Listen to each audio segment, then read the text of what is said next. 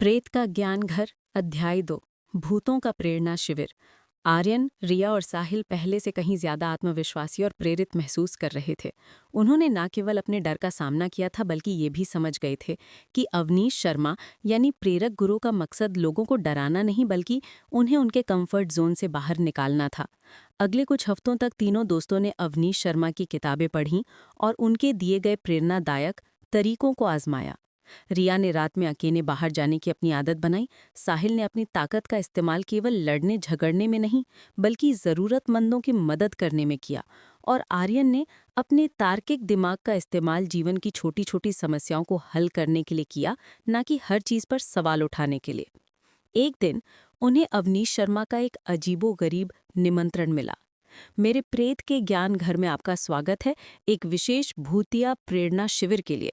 जो हिम्मत वाले हैं वे रात 8 बजे पहुंचे। रिया ने डरते हुए कहा, फिर से वही घर, मुझे नहीं लगता कि मैं अब और डर सह पाऊंगी।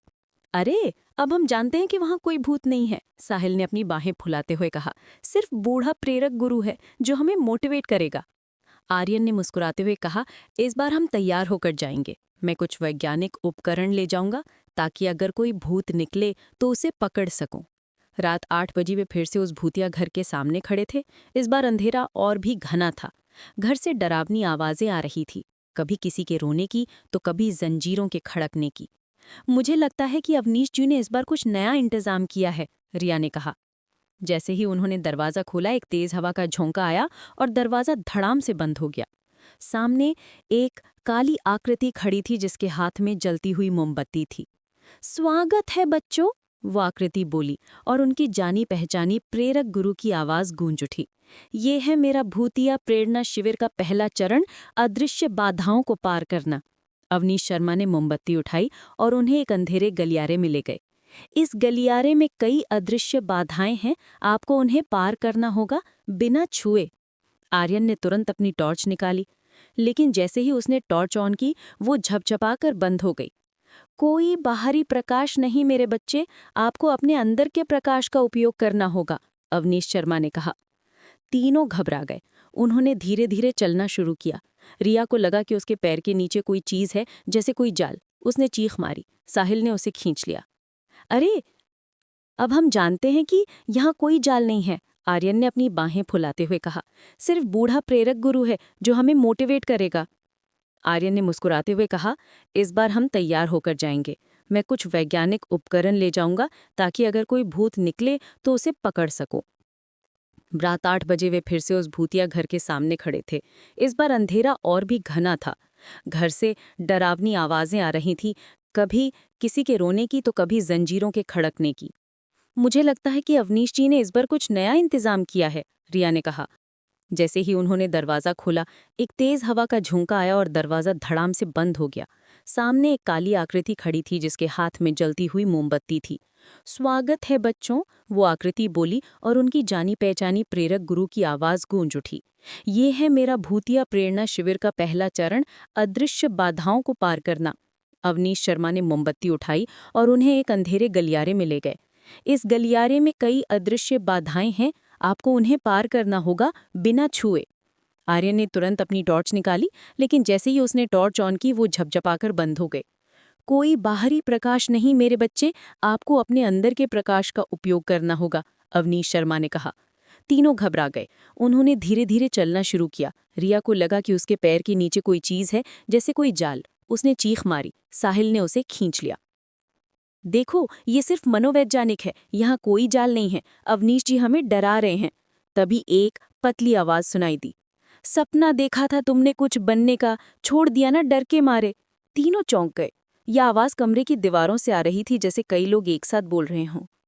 ये क्या है? साहिल ने पूछा। ये आपके अंदर के नकारात्मक विचार हैं, अवनीश शर्मा ने कहा, जो आपको रोकते हैं। आपको उन्हें सुनना नहीं है बल्कि उन्हें चुनौती देनी है।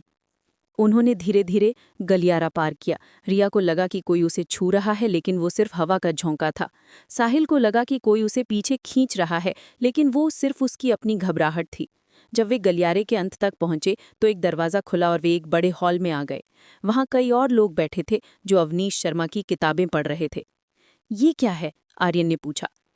ये सभी मेरे भूतिया प्रेरणा शिविर के प्रतिभागी हैं जो अपने डर का सामना करने आए हैं।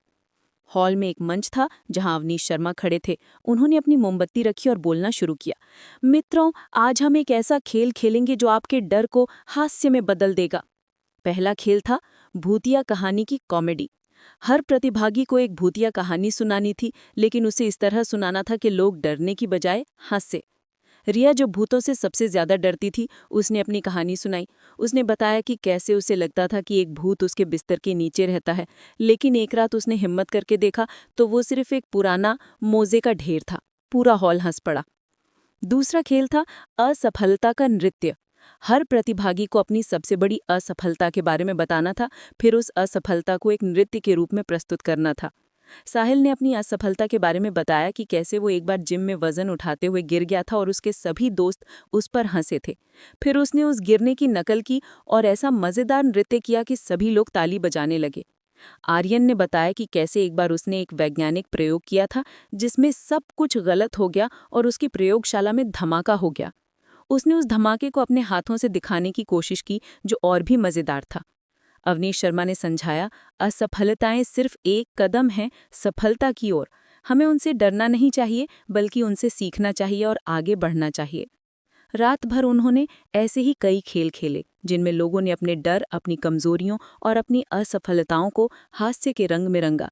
उन्होंने सीखा कि जीवन की कठिनाइयों को गंभीरता से लेने की बजाय कभी-कभी उन पर हंसना बेहतर होता है। सुबह हुई और सूरज की रोशनी हॉल में फैल गई। अवनीश शर्मा ने अपने सभी प्रतिभागियों को संबोधित किया। याद रखें मेरे बच्चों, भूतिया घर सिर्फ एक प्रतीक है। हमारे जीवन में कई भूत होते हैं, डर, संदेह, आलस्य। हमें इन भूतों का सामना करना होगा, उन्हें पहचानना होगा और फिर उन पर हंसना होगा। जब आप हंसते हैं तो डर भाग जाता है। तीनों दोस्त आर्यन, रिया और साहिल अब एक नए आत्मविश्वास से भरे हुए थे। उन्होंने न केवल डर का सामना करना सीखा था, बल्कि ये भी सीखा था कि कैसे हास्य और सकारात्मकता के साथ जीवन की चुनौतियों का सामना किया जा सकता है। जब वे घर से बाहर निकले तो उन्हें अवनीश शर्मा ने एक और किताब दी, जिसका शीर्षक था अपनी आंतरिक शक्ति को जगाएं, भूतों के साथ एक साक्षात्कार। रिया ने हंसते हुए कहा, मुझे लगता है कि अवनीश जी का अगला शिविर भूतों से बात करना होगा। आर्यन ने मुस्कुराते हुए कहा, शायद इस बार हम सचमुच किसी भूत को मोटिवेट करेंगे। और साहिल ने अपनी बाहें फुलाते हुए कहा, अगर कोई भूत ज्यादा शैतानी करेगा तो मेरा बैट तैयार है। तीनों दोस्त हंसते हुए आगे बढ़ गए। उनके कदम में नई ऊर्जा और उनके चेहरे पर मुस्कान थी। उन्हें पता था कि जीवन में अभी और भी कई भूतिया चुनौतियां आएंगे, लेकिन अब वे उनसे डरने वाले नहीं थे। वे जानते थे कि हर डर के पीछे एक सबक छिपा होता है और हर चुनौती एक नए अवसर का द्वार खोलती है। नैतिक शिक्षा, जीवन में डर और असफलताएं आएंगी, लेकिन हमें उनसे घबराना नहीं चाहिए। उन्हें हास्य के साथ देखें, उनसे सीखें और आगे बढ़ें। आपकी आंतरिक शक्ति किसी भी भूत से ज्यादा शक्तिशाली होती है।